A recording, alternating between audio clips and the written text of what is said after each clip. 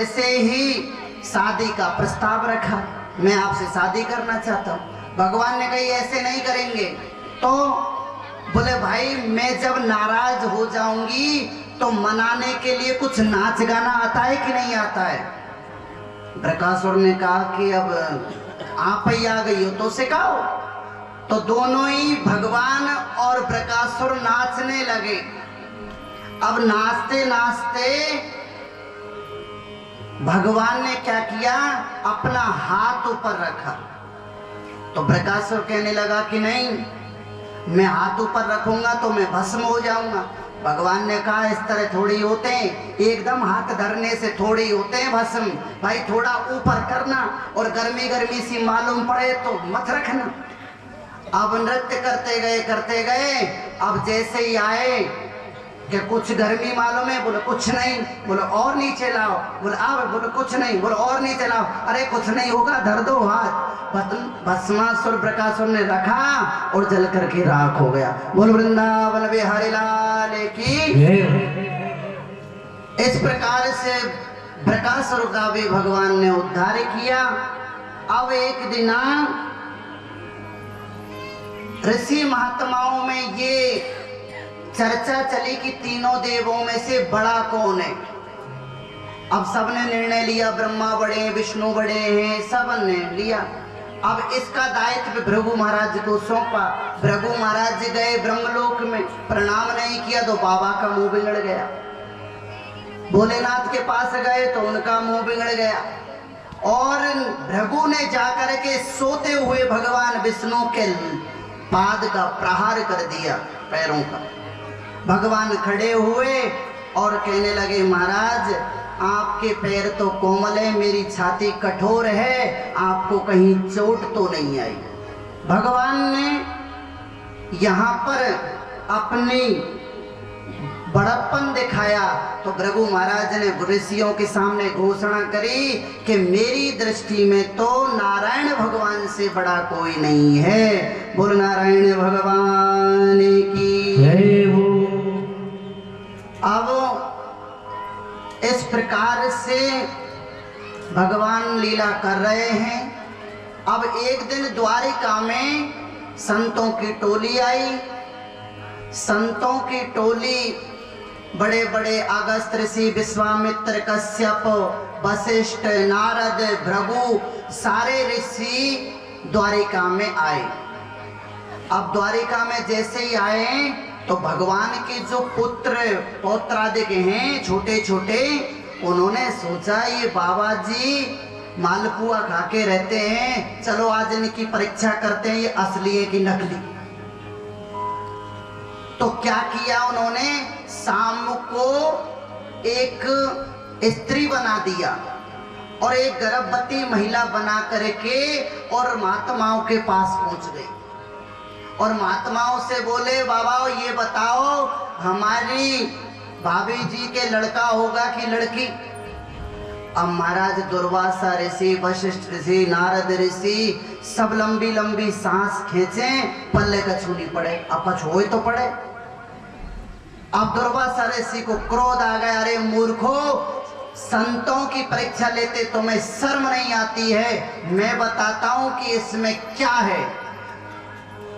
तो महाराज दुर्वासा ने क्रोध कर दी और कह दिया कि ये जो है तुम्हारे कुल का विनाश करने का मूसल को जन्म देगी। अब महाराज खोला गया, लोहो का पिंड निकला। वसुदेव आदि ने घिस घिस करके उस लोह पिंड को और इतना घिसा के वही घिसा हुआ लोह पिंड एरिका नाम की घास बन करके प्रकट हुआ। और जो लोह का बाकी पिंड बना था वो समुद्र में फेंका और उसको मछली ने निगला और वो मछली बहेलिया के हाथ में पड़ी और बहेलिया ने उस पिंड जो लोह का टुकड़ा था उसको अपने धनुष की नोक के आगे लगा लिया। तो इस तरह से भगवान ने अपने यदुकुल विनाश का जो बीज था वो बो दिया। अब नव योगेश्वरों के माध्यम से वसुदेव को भी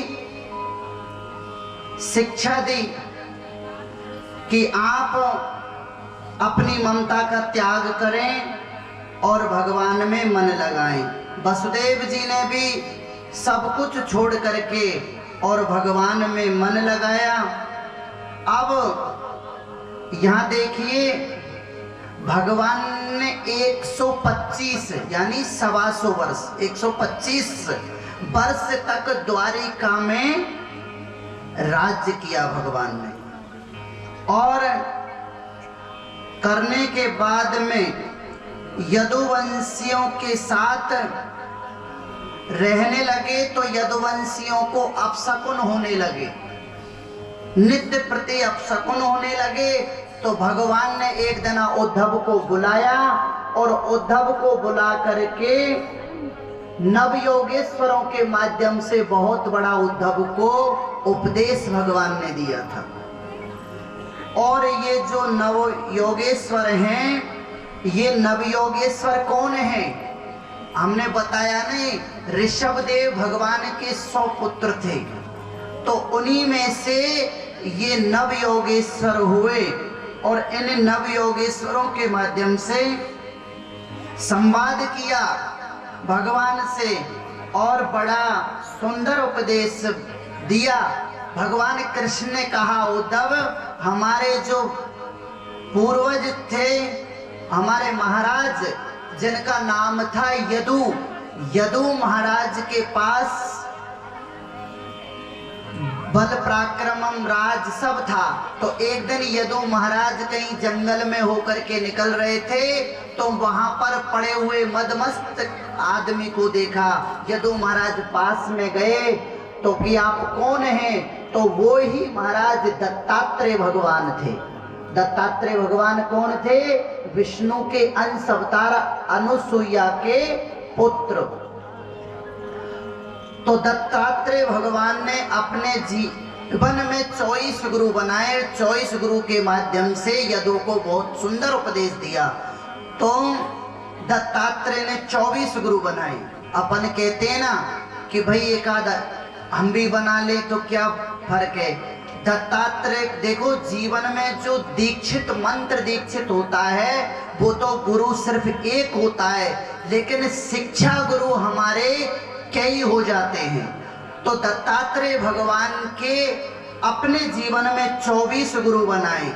सबसे पहले गुरु कौन थे? 24 गुरुओं का नाम पृथ्वी वायुर आकाश मापो अग्निश चंद्रमा रवि कपोतो अजगरा सिंधो पतंगो मधुकृत गजा मधुहा हरिणो पीना पिंगला करोर्वका कुमारी सकृत सर्पा और नावी सुपेस्कृत। ये भगवान दत्तात्रेय के 24 गुरु थे। भगवान कहते हैं दत्तात्रेय जी कि मैंने सबसे पहले गुरु पृथ्वी को बनाया, उससे सहनशीलता सीखी।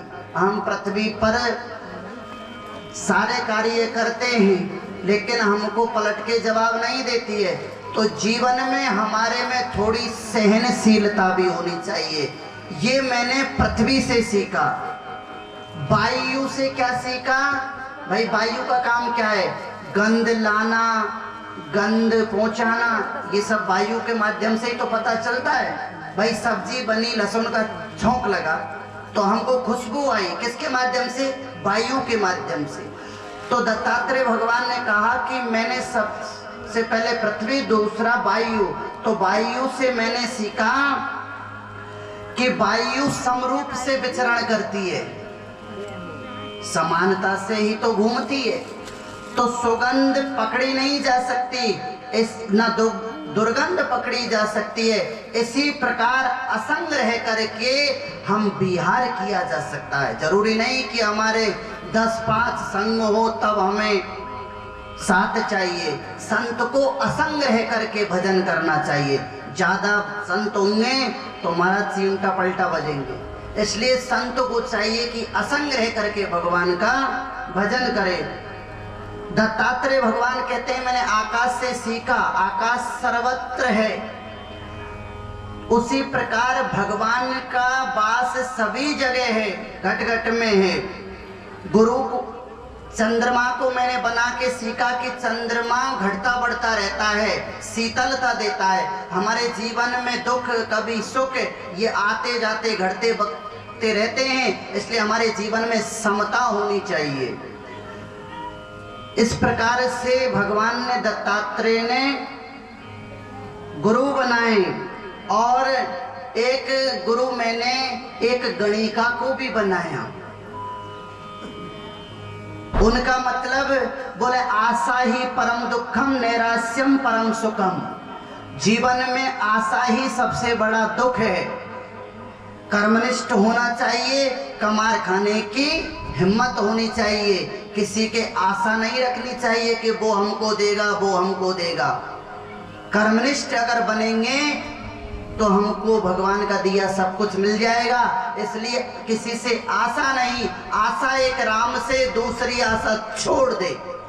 आशा करनी है तो भगवान से, तो आशा ही परमो दुखम। मैंने महाराज एक मधुमक्खी को भी गुरु बनाया। मधुमक्खी का क्या काम है?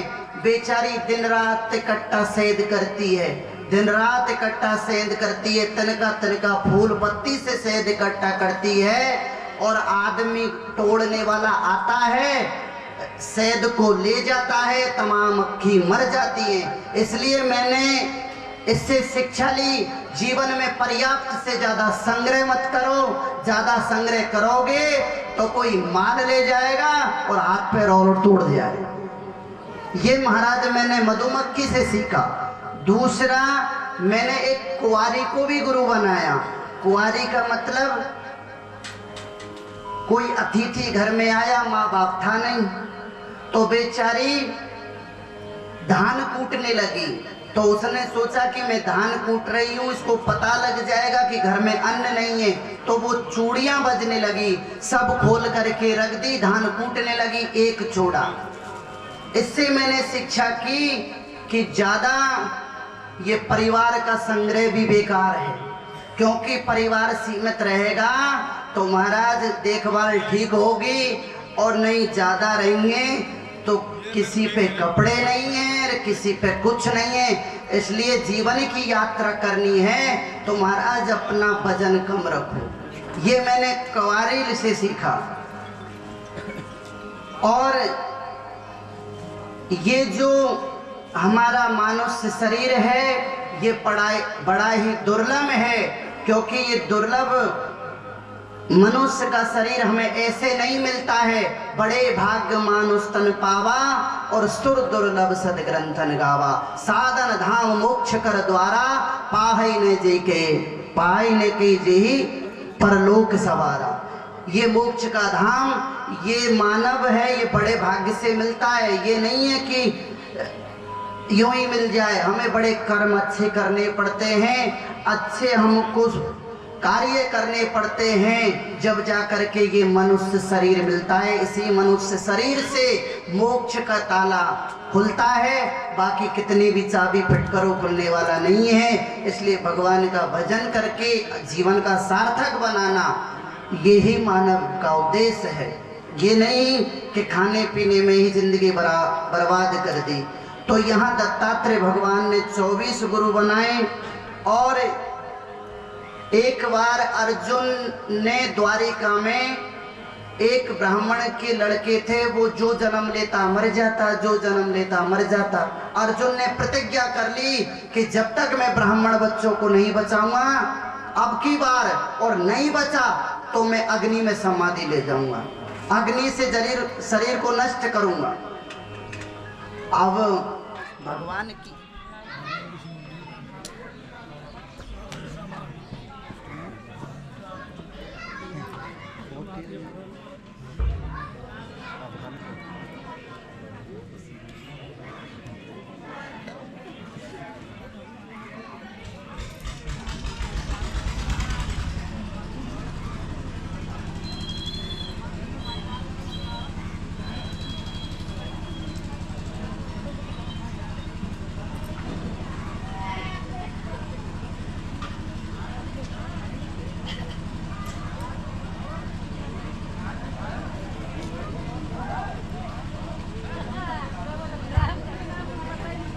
बोलिए वृंदावन बिहारी लाल की जय, सदगुरुदेव भगवान की जय। जय जय श्री राम।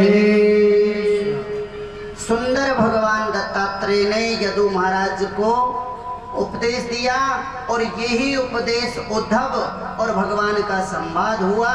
उद्धव जी इस उपदेश को लेकर के तीर्थ यात्रा करने के लिए निकल गए प्रणाम करके, और सारे परिवार को लेकर के भगवान प्रवास क्षेत्र में पहुंचे, कुरुक्षेत्र। वहां पर महाराज कुछ बात को लेकर के झगड़ा हो गया, तो अस्त्र शस्त्र कुछ मिला नहीं, तो वो जो एरका नाम की घास थी उसको उठा करके उखाड़ करके एक दूसरे में सारे यदुवंशी लड़ने लगे, उसी का प्रहार करने लगे। और भगवान के देखते देखते भगवान का सारा परिवार नष्ट हो गया, सारे यदुवंशी नष्ट हो गए, बस 2-5 ही बचे थे, वज्रनाभ। तो भगवान ने जब अपने परिवार को देखा तो भगवान वहां से कुछ दूरी पर आकर के लेट गए और एक पैर रख करके भगवान हाथ का तकिया बना करके सो रहे थे। तो पहेलिया ने देखा कि कोई मृग है, पैर चमक रहा था, उन्होंने बाण मारा। पहेलिया ने कहा महाराज मुझसे अपराध हो गया। भगवान ने कहा अपराध नहीं, ये मेरी इच्छा थी। और भगवान ने, सुखदेव जी कहते हैं परीक्षित, भगवान देखते देखते उनका चिन्ह में रूप जो था वो भागवत की संहिता में आकर के समा गया। इसलिए श्रीमद् भागवत साक्षात कृष्ण का रूप है। सुखदेव जी कहते हैं तेनेयम वांगमयी मूर्ति प्रतीक्षा वर्तते हरि, ये साक्षात भगवान का स्वरूप श्रीमद् भागवत है। आदेश दिया दारुक को कि 7 दिन के भीतर द्वारिका नगरी समुद्र में डूब जाएगी, जिसको निकलना हो वो निकल जाए। और दौड़ा दारुक पधारे, कहा कि भगवान नहीं रहे, आप अपने स्थान पर चले जाएं। इस प्रकार से भगवान अपने स्वधाम गए। सुखदेव जी कहते हैं परीक्षित जी,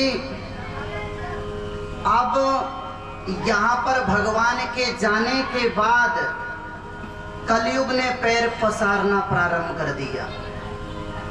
कलयुग में धर्म बताया, कली धर्म के बारे में बोले जिसको जो पसंद करेगा वो ही वर्ण करेगा। और चोर डकैत रात्रि में माल लूटने लगेंगे, प्रजा को ही महाराज दिन रात लूटने में लग जाएंगे। कलयुग का धर्म बहुत विस्तार से है। सुखदेव जी कहते हैं परीक्षित जी, भगवान का जब कलयुग में अवतार होगा तो सम्मल ग्राम के उत्तर प्रदेश के मुरादाबाद जिले में सम्मल ग्राम तहसील में विष्णु यश ब्राह्मण के यहाँ पर भगवान का कल्कि अवतार होगा। और भगवान समस्त दुष्टों का संहार करने के बाद मरुदे पापी राजा को कलप ग्राम में जो तपस्या कर रहे थे उनको सूर्यवंश चंद्रवंश की पुनः स्थापना करेंगे और वहीं से फिर सतयुग प्रारंभ हो जाएगा। कलियुगी की उम्र 4,32,000 वर्ष है और अब केवल 5100-1600 वर्ष बीती है। जब कलयुग में घटनाएं घटेंगी, क्योंकि कलयुग छोटा मोटा नहीं है, 4,32,000 वर्ष का है, अभी कुछ नहीं, क्योंकि 4 चरण होते हैं। अभी तो प्रथम चरण चल रहा है। कलयुगी प्रथम चरण है, अभी तो प्रथम चरण चल रहा है।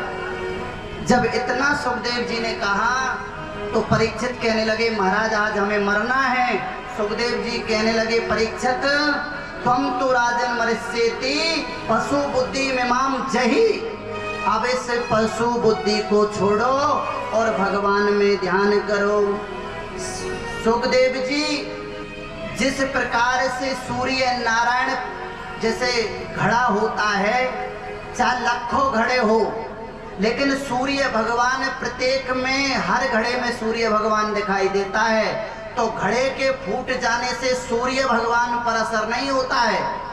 उसी प्रकार शरीर के त्याग करने से आत्मा पर कोई प्रभाव नहीं पड़ता है। इसलिए इस पशु बुद्धि को छोड़ो। सुखदेव जी ने कहा, परीक्षित, तेरा शरीर कभी नष्ट नहीं होगा, क्योंकि वो तो सच्चिदानंद का अंश है। तेरा विनाश तो किसी काल में संभव नहीं है। तुम अविनाशी हो, आपका विनाश नहीं होने वाला है।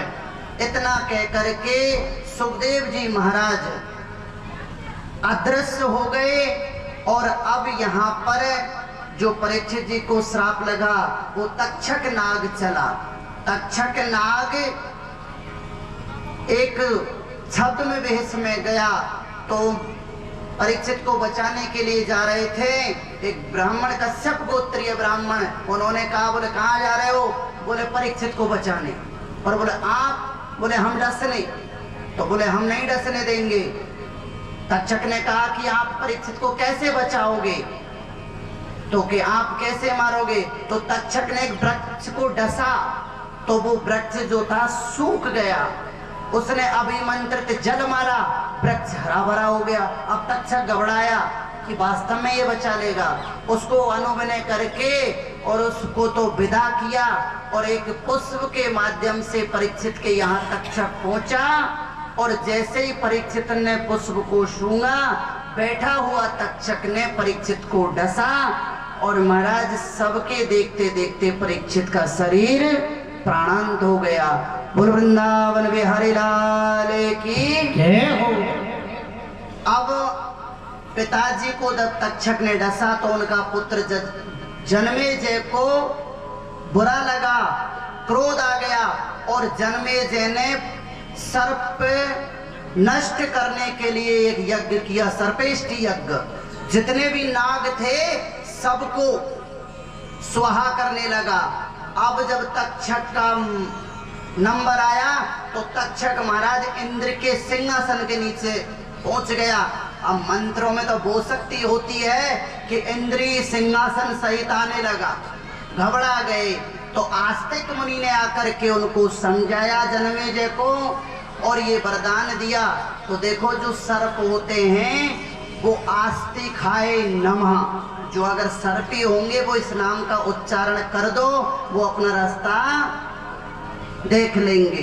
तो आस्तिकाय नमः ये सर्प का मंत्र है, इसको सुन करके सर्प भाग जाता है। तो इस प्रकार से हमें तुम्हें श्री सुख और परीक्षित के माध्यम से ये श्रीमद् भागवत संहिता का 18,000 श्लोकों की जो संहिता है, 12 जिसमें स्कंद है और 365 जिसमें अध्याय हैं, समस्त श्लोकों का सार हमने सुनाया। और सबका सार सुन करके हमें यही लगा कि भगवान का नाम संकीर्तन, देखो पूरी कथा 7 दिन की हो गई, लेकिन अंतिम श्लोक में भगवान का केवल एक ही नाम निकल के आया। क्या? बोले नाम संकीर्तनम यस्य, नाम संकीर्तनम यस्य सर्व पाप प्रणाशनम, सर्व पाप प्रणाशनम, प्रणम्यामो दुख समनस्त्वम, प्रणामो दुख समनस्त्वम, नमामि हरिं परम, नमामि हरिं परम। भगवान का नाम संकीर्तन निकल के आया। इसलिए बाबा ने भी लास्ट में यही कहा, बोले कल युग केवल नाम आधारा, कल युग केवल नाम आधारा, सुमरे सुमरे नर उतरहि पारा, सुमरे सुमरे नर उतरहि पारा। तो समस्त कथा का सार भगवान का कीर्तन है। भगवान का नाम संकीर्तन ही फलीभूत है। समय निकाल करके भगवान का ध्यान करें और भगवान के आशीर्वाद से, जैसा आप लोगों के आशीर्वाद से, सीताराम जी की कृपा से, हनुमान जी की से, भोलेनाथ की से, जो भी आदेश गुरु की कृपा से, भगवान की ईश्वरीय कृपा से जो हमको जैसा मिला, हमने आपके सामने हमारा वक्तव्य सामने रखा है कि नहीं। और सबको प्रसन्न करना तो श्रोता के बस की बात नहीं है कि नहीं। लेकिन बहुत से गलत भी हमको कहते होंगे कि भाई महाराज की कथा पार नहीं होती है। कथा महाराज की नहीं है, कथा केवल भगवान की है। करने कराने वाले सब परमात्मा हैं। जन्म और मरण ना महाराज पे रोके ना कोई पे रोके, क्योंकि भगवान ने भी हानि लाभ जीवन मरण यश अपजस विधिहार सब परमात्मा के हाथ में। भगवान के महाराज के हाथ में तो कुछ नहीं। अगर वशिष्ठ जी जैसे ब्रह्मा जी के पुत्र के हाथ में होता तो महाराज राम जी वन में गए थे तो मुहूर्त उन्हीं ने निकाला था, तो कह देते कि वशिष्ठ जी तो इतने बड़े विद्वान थे, राम जी को वनवास नहीं दिखा था क्या वशिष्ठ को। तो परमात्मा कहना चाहते हैं कि जब जिस समय में कराना चाहता हूँ कार्य वो ही होता है, माध्यम कोई बन जाता है। इसलिए हमने आपको 7 दिन तक जो भी सुनाया, कोई भी अगर बुरा लगा है तो हम क्षमा प्रार्थी हैं। और अच्छी बात है कि भगवान की कृपा से ये 7 दिवसीय कार्य बहुत अच्छा निर्विघ्न संपन्न हुआ, सब सीताराम जी की कृपा से। बोल वृंदावन बिहारी लाल की जय हो। अब समय को देखते हुए 3:15 बजने को है। बढ़िया शुभ मुहूर्त चल रहा है। सुखदेव जी का पूजन हो जाएगा, है कि नहीं। फिर सुखदेव जी के पूजन के बाद में जो भी हमारी विदाई वगैरह जो भी यजमान के द्वारा होगी, आप भजन का आनंद लें और सुखदेव पूजन का आनंद लें। बोल वृंदावन बिहारी लाल की जय हो। और देखिए, जो भी भक्त व्यास जी का पूजन करना चाहे या भागवत जी का पूजन करना चाहे वो सहर्ष पूजन करे। पहले हमारे यजमान जी पूजन करेंगे, उसके बाद सभी पूजन करो। भागवत जी का, सुखदेव जी की विदाई है। जय जय श्री राधे।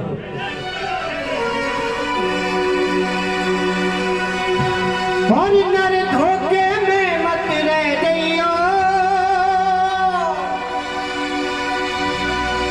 नर धोखे में मत रह जइयो, और ना मिलनो अमर शरीर